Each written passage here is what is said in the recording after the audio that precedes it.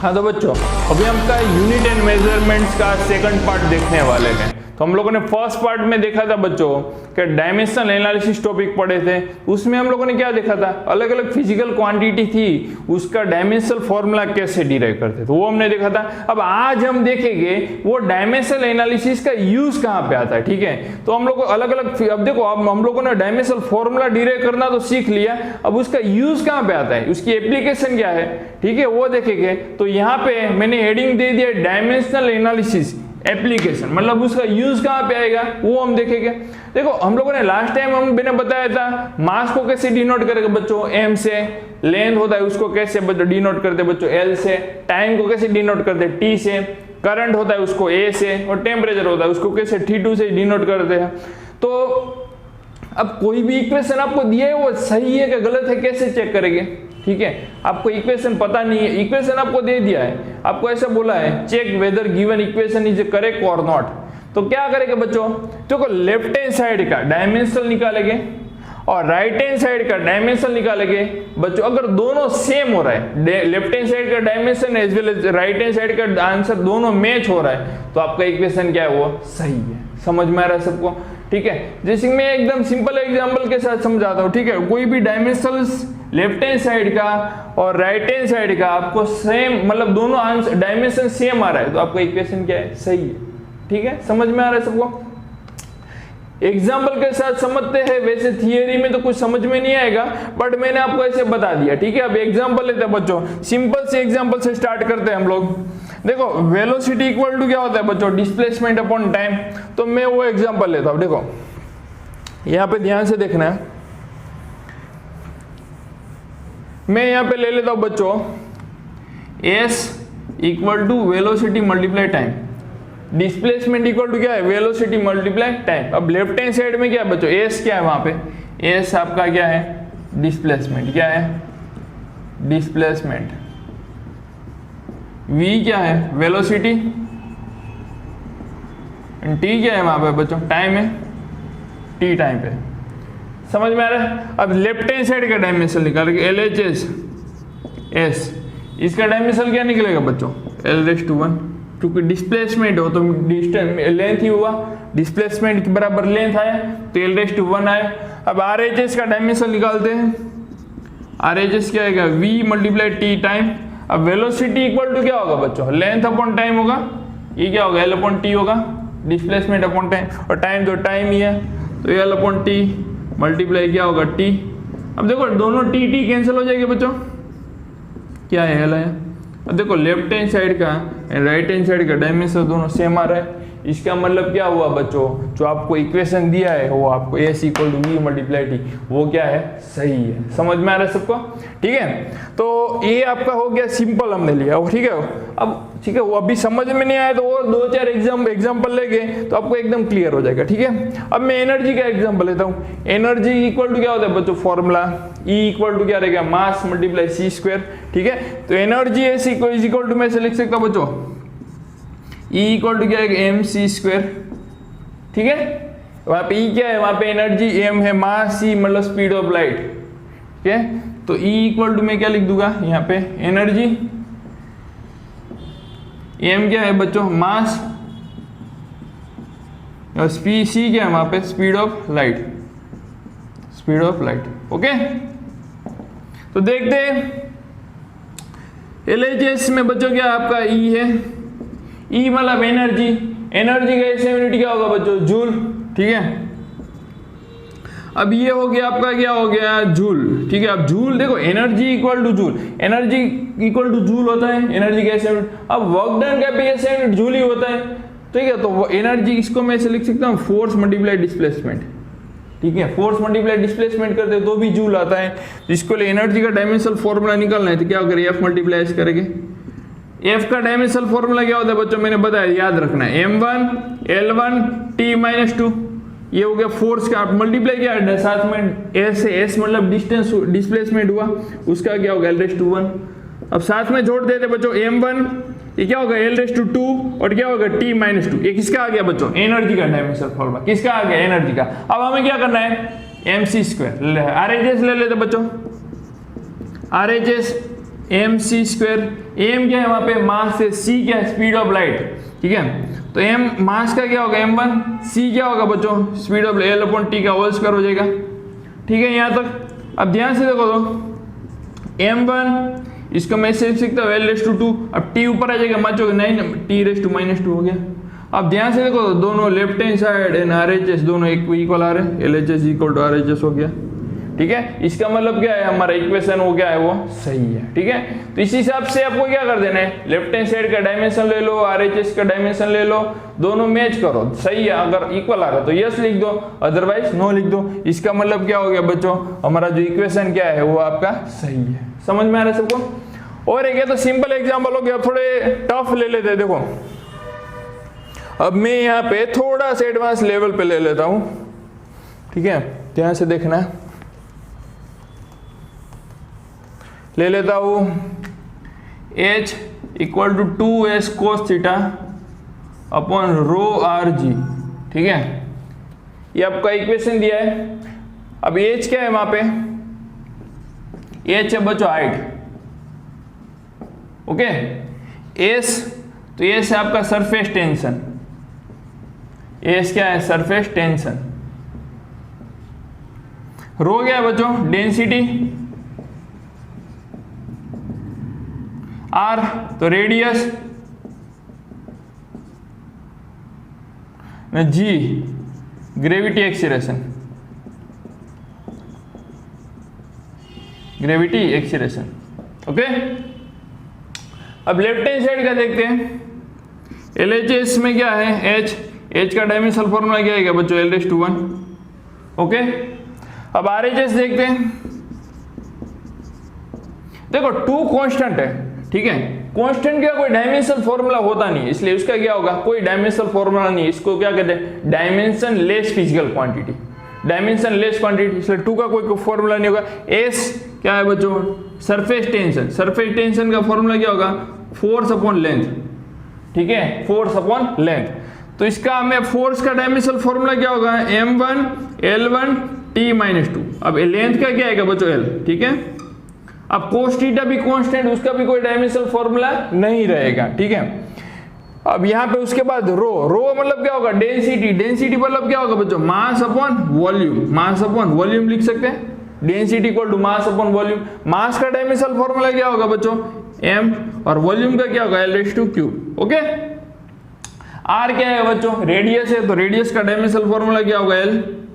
उसके बाद g मतलब ग्रेविटी एक्सीलरेशन, ग्रेविटी एक्सीलरेशन का फॉर्मूला क्या होगा मीटर पर सेकंड स्क्वायर, ठीक है। देखो ये मास है, ये मास को कैपिटल m से, ये स्मॉल m उसको मतलब मीटर पर सेकंड स्क्वायर। अब ध्यान से देखना, अब g मतलब क्या होगा ये मीटर है, मीटर का क्या होगा लेंथ और नीचे टाइम का स्क्वायर, ओके। अब सिंपलीफाई कर देते बच्चों। अब ध्यान से देखना, अब देखो ये इसको यहाँ आ जाए तो इसको यहाँ पे ले लेते, ठीक है। तो m1 l1 t-2, डिनोमीटर का डिनोमीटर बच्चों न्यूमिनेटर में चलाएगा तो l/3 t का 2 पावर, ओके। अब ये डिनोमीटर में आएगा लेंथ मल्टीप्लाई मास और l/2 पावर, ठीक है। यहाँ तक समझ में आ रहा है सबको। आगे देखते हैं, देखो मास कैंसिल हो जाएगा बच्चों, ये कैंसिल हो जाएगा, l/3 + 1 4 हो जाएगा, l का कितना 4 पावर और 2 + 1 क्या होगा बच्चों l/3 हो जाएगा। अब टाइम में देखो तो -2 + 2 0 कैंसिल, ठीक है। तो आपका क्या होगा इसका मतलब l आया, आपका डायमेंशन क्या है बच्चों l आया। अब लेफ्ट हैंड साइड में क्या भी l आ रहा था, तो हम इसका मतलब देखो यहाँ पे ये और ये दोनों सेम आ रहा है, एल और एल आपका सेम आ रहा है, LHS इक्वल टू RHS हो रहा है। इसका मतलब क्या हुआ आपका जो आपको इक्वेशन दिया है वो आपका क्या है सही है, ठीक है। तो इस हिसाब से आपको करते जाना है, ठीक है। ये तो सिंपल अभी देखो तो ये थोड़ा आपने टफ लिया था, ठीक है, और टफ लेके उसमें आपको पता चलेगा आपको जो डायमेंशंस इक्वेशन दिया है वो सही है का गलत है। क्या करेंगे लेफ्ट हैंड साइड का डायमेंशनल फॉर्मूला निकाला है, राइट हैंड साइड का डायमेंशनल फॉर्मूला निकाला, दोनों मैच करो, अगर यस इक्वल आ रहा है तो आपका इक्वेशन सही है, अदरवाइज रॉन्ग लिख दो, ठीक है। तो इसका मतलब क्या हुआ बच्चों जो आपको ये इक्वेशन दिया वो आपको क्या है वो सही है, ठीक है। और एक एग्जांपल लेते हैं, देखो अब यहाँ पे मैं ले लेता हूं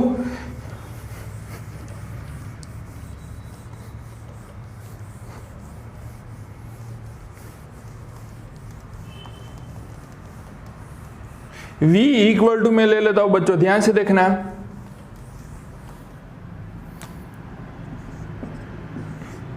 रूट पी अपॉन रो। अब v क्या है वहां पे, वेलोसिटी, p क्या है बच्चों, प्रेशर, और रो क्या है, डेंसिटी है, ठीक है। तो v इक्वल टू क्या लिखोगे, वेलोसिटी, p क्या है बच्चों, प्रेशर, रो क्या है बच्चों, डेंसिटी। ओके, देखते हैं यहाँ पे LHS में का डायमेंशनल फॉर्मूला क्या है, v velocity, velocity equal to क्या होगा बच्चों, डिस्प्लेसमेंट अपॉन टाइम, डिस्प्लेसमेंट का क्या होगा, l अपॉन टी, इसका डायमेंशनल फॉर्मूला क्या है, l अपॉन टी हो गया, ठीक है। इसको मैं लिखना हो तो क्या होगा, l t माइनस 1 लिख देते, ठीक है। ये तो आपका क्या हो गया, LHS आ गया। अब RHS देखते हैं बच्चों, RHS देखो रूट में है, P क्या है बच्चों, प्रेशर, प्रेशर इक्वल टू क्या होगा, फोर्स अपॉन एरिया, प्रेशर का क्या होगा, फोर्स अपॉन एरिया, ठीक है। डेंसिटी इक्वल टू क्या रहेगा बच्चों, मास अपॉन, मास का कैपिटल M ले लेते volume, mass upon volume, okay. तो pressure is equal to force upon area, force का क्या रहेगा, डायमेंशनल फॉर्मूला में होता है, याद रखना है बच्चों, m1 L1 T - 2, नीचे एरिया का क्या होगा, L2, ओके। अब उसके नीचे डेंसिटी का मास, मास का क्या रहेगा m, और वॉल्यूम का L3, ओके। सिंप्लीफाई कर देते बच्चों, m1 L1 T - 2, ये L2 हो जाएगा, और ये रहेगा मास, और नीचे वॉल्यूम का उसका क्या होगा, L3 पावर, ओके। अब देखते हैं, देखो मास मास कैंसिल हो गया, 3 + 1 क्या होगा बच्चों, 4, क्या होगा 4, L4, इसका रहेगा L2, देखो 4 में से 2 चला गया तो T - 2 हो गया। अब देखो ये दोनों स्क्वायर है, इसका सिंप्लीफाई करते हैं तो क्या होगा, LT - 1। देखो ये डायमेंशनल फॉर्मूला नहीं, ये आपका दोनों सेम हो रहे हैं, ये वाला, ठीक है, सेम हो रहा है। इसका मतलब क्या होगा, हमारा जो डायमेंशंस फॉर्मूला, जो आपको फॉर्मूला दिया है फिजिक्स, वो आपका क्या है, सही है, ठीक है। तो ये बस आपको ऐसे करते जाना है, ठीक है, लगातार। अब आपको समझ में आ रहा होगा, ठीक है, धीरे धीरे। और एक यहाँ पे लास्ट सवाल ले लेते हैं,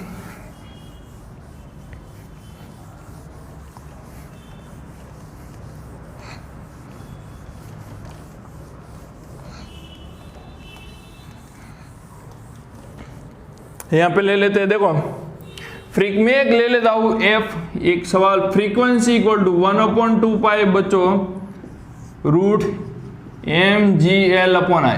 अब ये आपको चेक करना है इक्वेशन सही है कि गलत है। अब f क्या है, f स्मॉल f क्या है बच्चों, वहां पे फ्रीक्वेंसी है,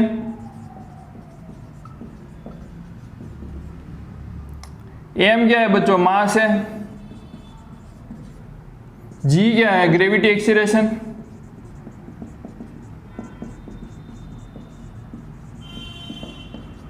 L क्या है, लेंथ,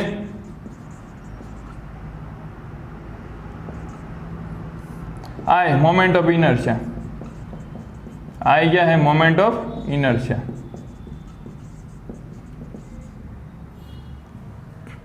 तो पहले लेफ्ट हैंड साइड का बच्चों डिराइव करते हैं डायमेंशनल फॉर्मूला। देखो LHS फ्रीक्वेंसी इक्वल टू क्या होगा, 1/t रहेगा, ठीक है। फ्रीक्वेंसी इक्वल टू क्या रहेगा, 1/t। RHS में देखो 1/2 पाई कांस्टेंट, इसका कंसीडर हम नहीं कर रहे बच्चों। अब रूट में जाते हैं, m क्या है, मास है, मास का क्या आएगा, m⁻1 आ गया।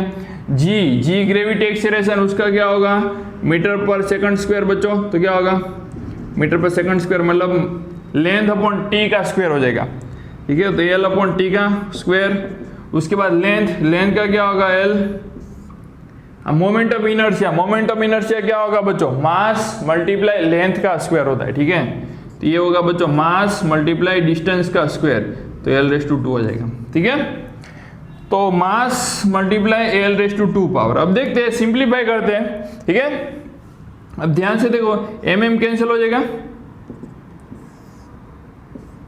L2 है, नीचे t का 2 पावर और L का 2 पावर, L का 2 ये कैंसिल हो जाएगा, तो क्या होगा बच्चे, 1/t²। इसको सिंप्लीफाई करते क्या हो जाएगा बच्चों, 1/t। अब देखो ये आपका क्या आ गया, 1/t, और ये दोनों सेम हो रहे हैं, इसका मतलब कि आपका इक्वेशन सही है।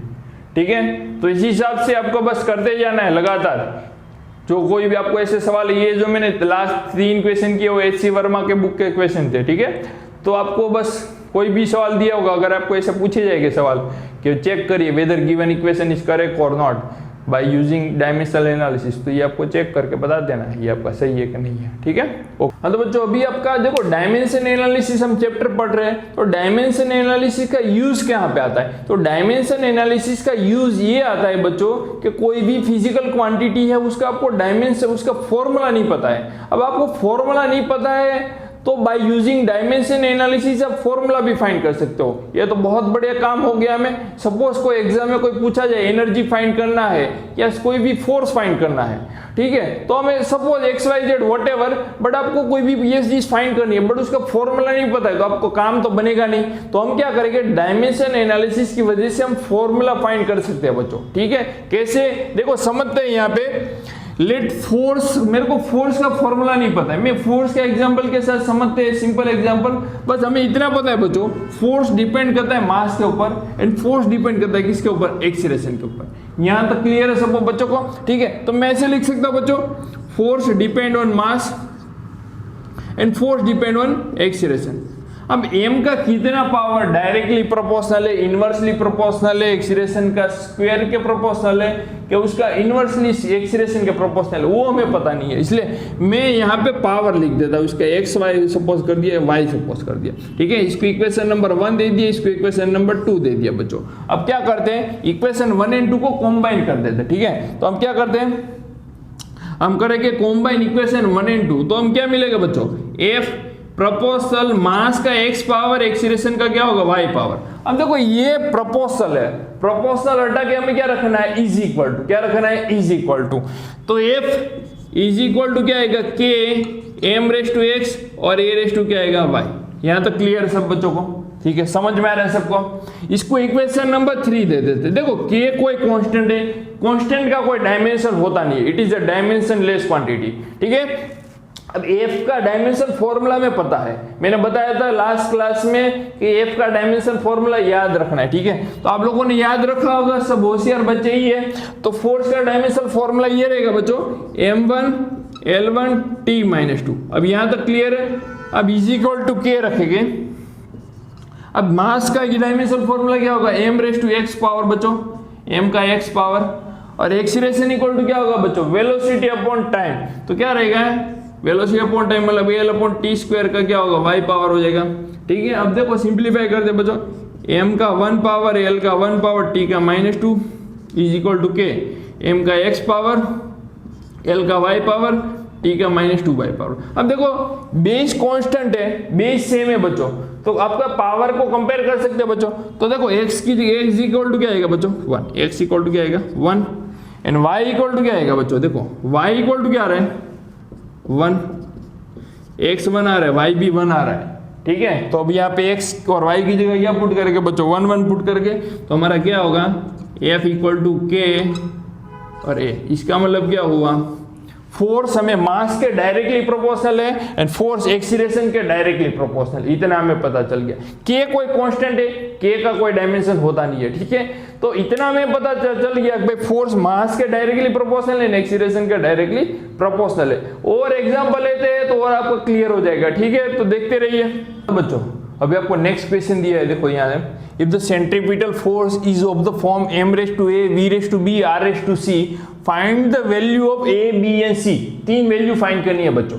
तो यहाँ पे देखो ध्यान से देखना, सेंट्रीपिटल फोर्स आपके लिए नया वर्ड है। तो सेंट्रीपिटल फोर्स मतलब क्या होगा बच्चों, देखो कोई आप सर्कुलर मोशन कर रहे हो और यहाँ पे सेंटर है, पत्थर यहाँ पे बांध के अटैच करके आप ऐसे घुमा रहे हो, सर्कुलर मोशन कर रहे हो, तो सेंटर की तरफ जो फोर्स लगता है उसको क्या कहते हैं बच्चों, सेंट्रीपिटल फोर्स। अब centripetal force m raise to a, v raise to b, r raise to c है। इसका मतलब क्या होगा बच्चों, m के ऊपर, v के ऊपर एंड r के ऊपर डिपेंड करता है, इतना हमें पता चल गया।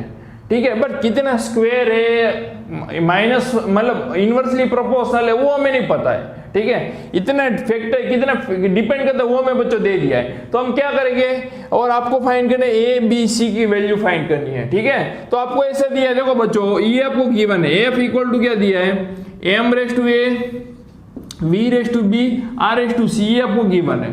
अब क्या करेंगे बच्चों, लेफ्ट हैंड साइड में RHS, राइट हैंड साइड में हम डायमेंशनल फॉर्मूला लिख देगा बच्चों। तो एम का डायमेंशनल फॉर्मूला सबको याद ही होगा बच्चे, सब बच्चे होशियार है, ठीक है। मैंने बहुत बार बता चुका हूं कि एफ का डायमेंशनल फॉर्मूला आपको याद रखना है। F equal to M A, तो क्या होगा m1 L1 T-2, बहुत बढ़िया। और हम एम मतलब बोलो क्या होगा बच्चों, मास का capital M, A power, velocity क्या होगा बच्चों, लेंथ अपॉन टाइम, तो L अपॉन T का B पावर, और R क्या है, वो भी L है, ठीक है, उसका C पावर, ठीक है। यहाँ तक क्लियर है। चलो सिंप्लीफाई करते हैं, M का 1 पावर, L का 1 पावर, T का -2, M का क्या होगा 1 पावर, L का B पावर हो जाएगा बच्चों, यहाँ पे भी L का B, तो L raise to B plus C लिख सकते हैं हम लोग। और नीचे T है, T ऊपर आ जाएगा बच्चों, क्या होगा T रेस टू -B। यहाँ तक क्लियर है बच्चों। अब देखो M का बेस M है, तो इसको कंपेयर कर, A बराबर क्या आएगा बच्चों 1, कंपेयर करेंगे तो क्या होगा A बराबर 1। अब L को कंपेयर करेंगे L और यहाँ पे L, तो B plus C equal to क्या बनेगा बच्चों 1। और यहाँ पे राइट साइड में T क्या है बच्चों -2, यहाँ पे क्या है तो -2 इक्वल टू क्या आएगा -B, तो B बराबर क्या आएगा 2, ठीक है। A बराबर 1, तो B की वैल्यू यहाँ पे रख देते हैं, तो 2 प्लस C इक्वल टू क्या आएगा बच्चों 1, तो C इक्वल टू क्या आएगा -1। हमें A की वैल्यू क्या बच्चों मिली 1, B की वैल्यू क्या मिली 2 और C की वैल्यू क्या मिली 1, तो ओवर हेंस सो ओवर, तो आंसर क्या आएगा बच्चों, आंसर क्या आएगा, ये क्या आएगा बच्चों 1, ये 1, B क्या आ रहा है 2, C क्या आ रहा है -, ठीक है। क्लियर है सबको, ठीक है। तो इस हिसाब से अब हमारा फॉर्मूला अगर, तो एक इसका आंसर क्या है, ABC तो मिल गया। अगर इस फॉर्म में लिखना हो तो F इक्वल टू क्या आएगा, M का 1 पावर, B का क्या होगा 2 और R, F mv² upon R, ये आपका सेंट्रीपिटल फोर्स का फॉर्मूला पता चल गया। बट हमें क्या पता क्या था, बस M के ऊपर, V के ऊपर, R के ऊपर डिपेंड करता है। फॉर्मूला हमने फाइंड किया बच्चों, ठीक है, डायमेंशनल एनालिसिस की वजह से, ठीक है। अब क्लियर हो रहा होगा, अब और 2-3 एग्जाम्पल लेते हैं और क्लियर हो जाएगा बच्चों, ठीक है। ध्यान से देखते रहिए। हाँ तो बच्चों अभी देखो आपका नेक्स्ट क्वेश्चन दिया है बच्चों, काइनेटिक एनर्जी किसके ऊपर डिपेंड करती है, moment of inertia I and it's angular speed omega, ठीक है। अब देखो सब धीरे धीरे अब समझ में आ रहा होगा, सब होशियार बच्चे हैं, एकदम इजीली क्लियर कर देंगे। डायमेंशन एनालिसिस की वजह से हम फॉर्मूला भी फाइंड कर देंगे। अब देखो यहाँ पे रिलेशन दिया है K इज इक्वल टू, ये कैपिटल K है काइनेटिक एनर्जी का, स्मॉल k है कांस्टेंट है, I क्या है मोमेंट ऑफ इनर्शिया, ओमेगा क्या है बच्चों एंगुलर स्पीड। समझ में आ रहा है सबको, बहुत बढ़िया। अब देखिए K आपका क्या है बच्चों काइनेटिक, ये आपको हमें फाइंड क्या करना है बच्चों A एंड B फाइंड करना है, ठीक है। समझ में आ रहा है सबको। अब देखो ये रिलेशन में लिख देता हूँ, ये रिलेशन आपका क्या है K equal to K I raise to A omega B, ये आपको रिलेशन दे दिया, वो मैंने लिख दिया। अब ध्यान से देखिए कि ये काइनेटिक एनर्जी है, काइनेटिक एनर्जी का आपका यूनिट क्या होगा बच्चों जूल, ठीक है। अब जूल दूसरा किसका यूनिट होता है वर्क डन का, तो वर्क डन का फॉर्मूला क्या हमारे पास फोर्स मल्टीप्लाई डिस्प्लेसमेंट, तो वर्क डन का डायमेंशंस एंड एनर्जी का डायमेंशन दोनों क्या होगा बच्चों सेम ही होगा।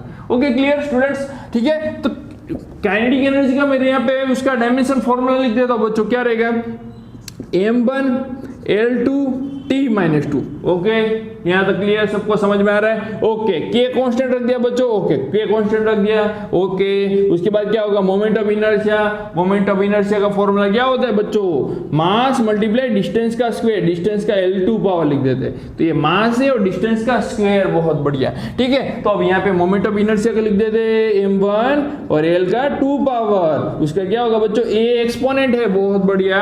उसके बाद क्या है ओमेगा मतलब एंगुलर स्पीड का फॉर्मूला क्या होता है बच्चों वेलोसिटी अपॉन डिस्टेंस रेडियस, तो v अपॉन r लिख देते हैं उसका, ठीक है। उसका डायमेंशनल फॉर्मूला निकालना हो v अपॉन r का, तो v का क्या रहेगा l अपॉन t और नीचे l है, उसका l कैंसिल, l छम हो गया, तो 1 अपॉन t रहेगा। इसका 1 अपॉन t, इसका क्या होगा b।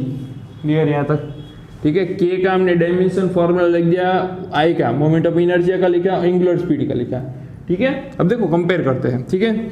ये से एजीटी m1 L2 T-2, यहाँ तक क्लियर है। अब क्या ध्यान से देखना, m का क्या होगा बच्चों, m का a रे 1 मल्टीप्लाई है क्या होगा m रेस टू a, फिर 2 मल्टीप्लाई, तो एल रेस टू क्या होगा बच्चों 2 है, क्या होगा एल रेस टू 2 है। अब t ऊपर आ जाएगा ना, t ऊपर आ जाएगा तो -1 हो जाएगा, तो t रेस टू -b हो गया।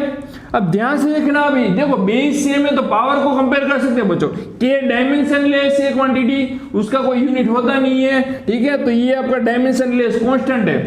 तो m यहाँ पे m का 1 पावर है, m का ये पावर है, तो ये बराबर क्या आएगा बच्चों 1। ओके, उसके बाद L का कितना 2 पावर है, L का 2 है, तो क्या होगा 2 इक्वल टू क्या आएगा 2 है, ये क्या आएगा फिर से बना गया, ठीक है।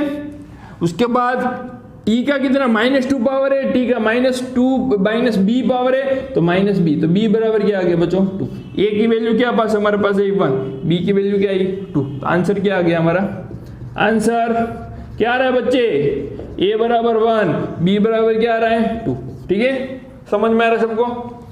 तो ये हमारा, आप देखो इसके बाद हम फॉर्मूला हमारा बना सकते हैं कि a इक्वल टू क्या आएगा, k इक्वल टू मैं लिख सकता हूँ, कांस्टेंट नहीं लिख रहा हूँ अभी, I का 1 पावर I ओमेगा स्क्वायर, ये फॉर्मूला बन जाएगा काइनेटिक एनर्जी का in the form of I and omega.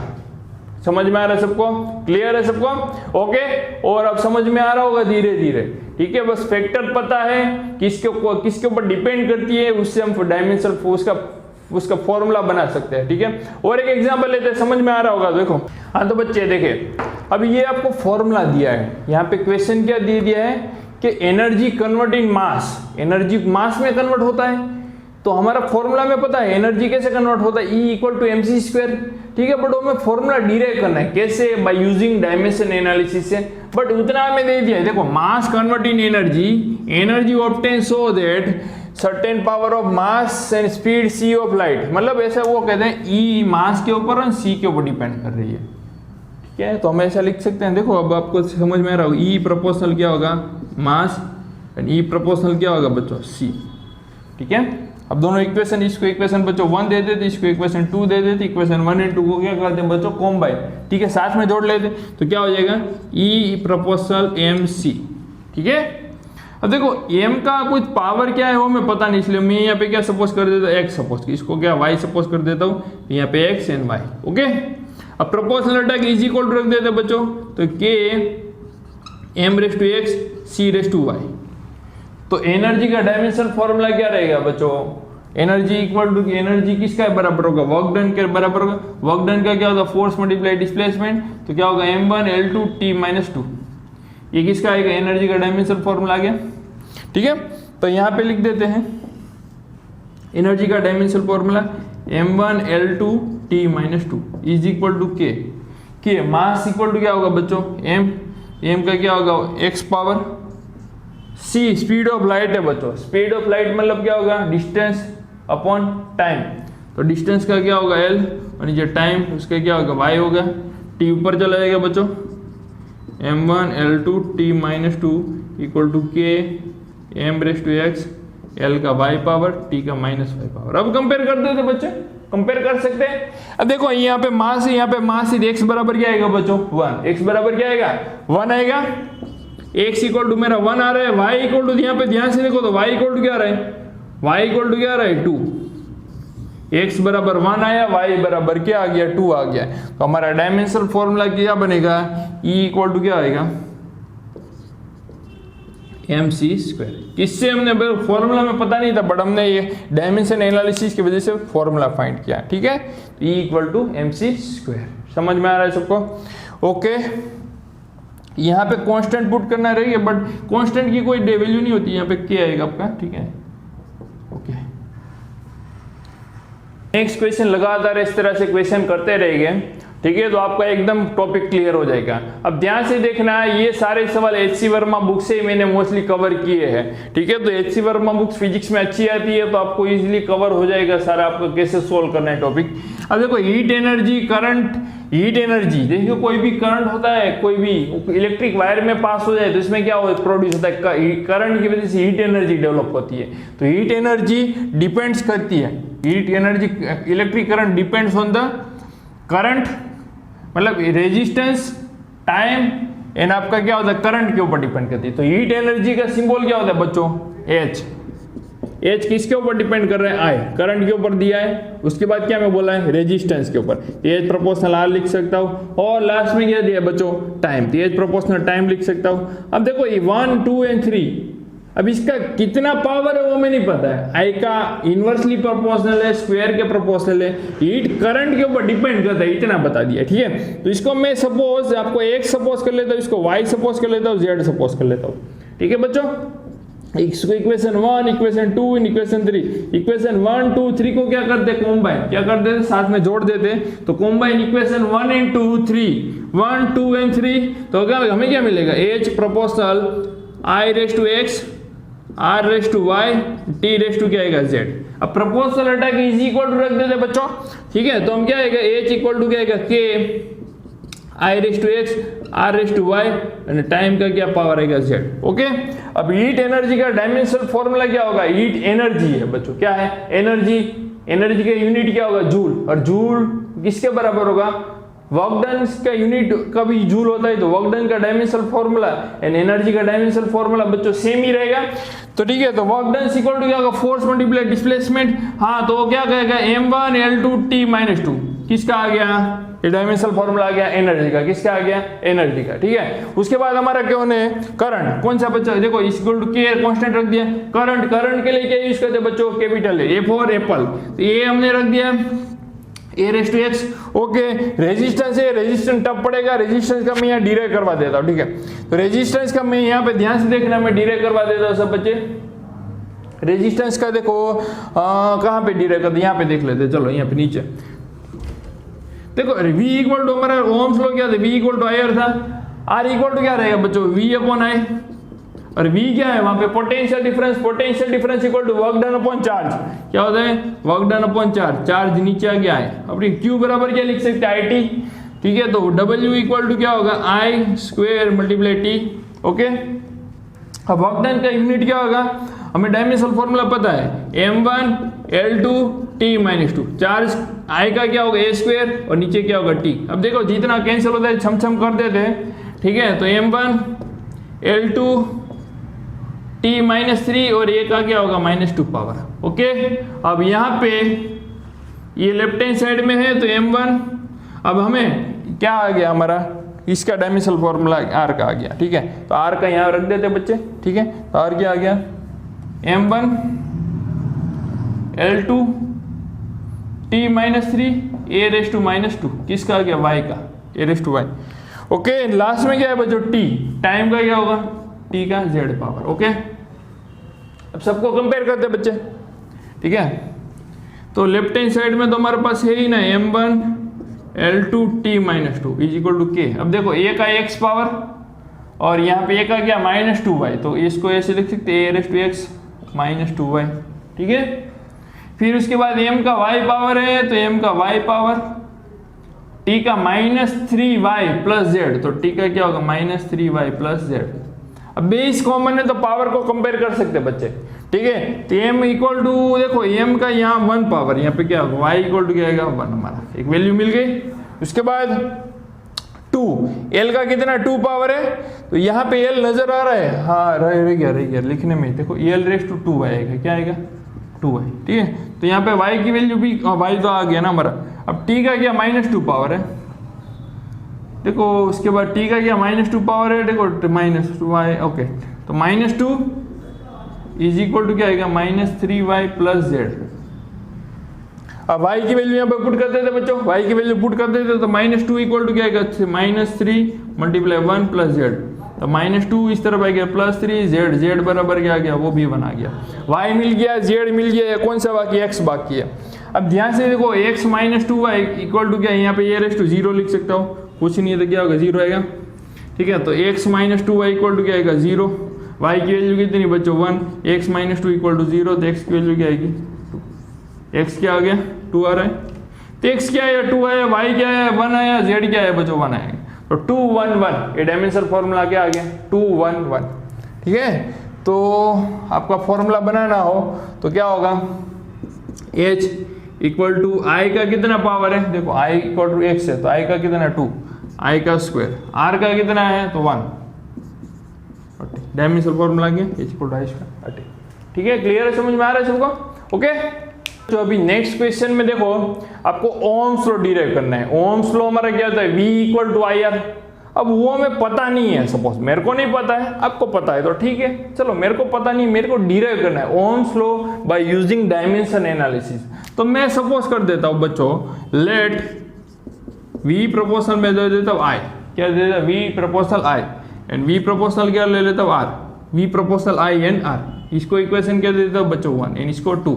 Equation 1 and 2 को क्या करते हैं बच्चों, कॉम्बाइन, क्या कर देते हैं, ठीक है, कॉम्बाइन। तो यहाँ पे देखो I का कितना पावर है मेरे को पता नहीं, इसलिए मैं यहाँ सपोज कर देता हूँ x, इसको y सपोज कर देता हूँ, कॉम्बाइन कर देता हूँ, कॉम्बाइन इक्वेशन 1 एंड 2 बच्चों, इसको दोनों को साथ में जोड़ लिया। ओके चलो, उसके बाद v प्रोपोर्शनल होगा I रेस टू x और r raise to y। Proportional attack is equal to रख देता हूँ बच्चों, तो v इक्वल टू क्या आएगा, k, I का x पावर और r का y पावर, ठीक है।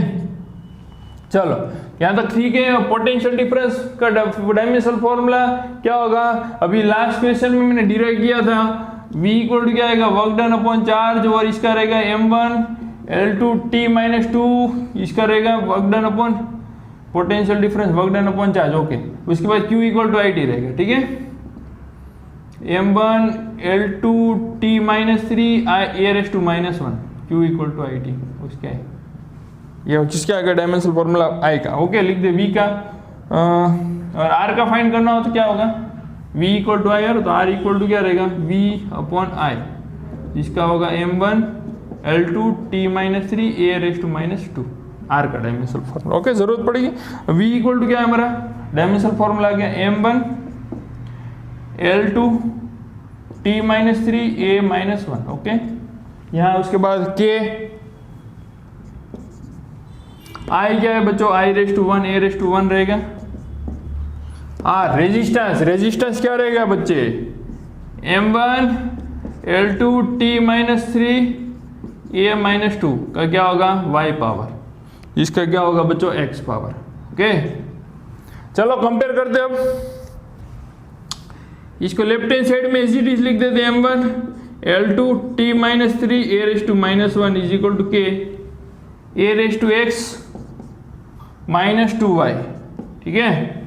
उसके बाद m का क्या होगा, y पावर, m का y पावर, उसके बाद l का क्या होगा, 2y पावर, एंड t का क्या रहेगा, माइनस 3y। अब left hand side and RHS में कंपेयर करते हैं बच्चे, तो m का 1 और यहाँ पे y रेस टू m का y पावर, तो y इक्वल टू क्या आएगा 1। ओके, हमारा m के y की वैल्यू मिल गई। सेम वे l का 2, तो यहाँ पे क्या होगा, y की वैल्यू 1 ही वैल्यू है। अब t को कंपेयर करते हैं, वो भी y आएगा।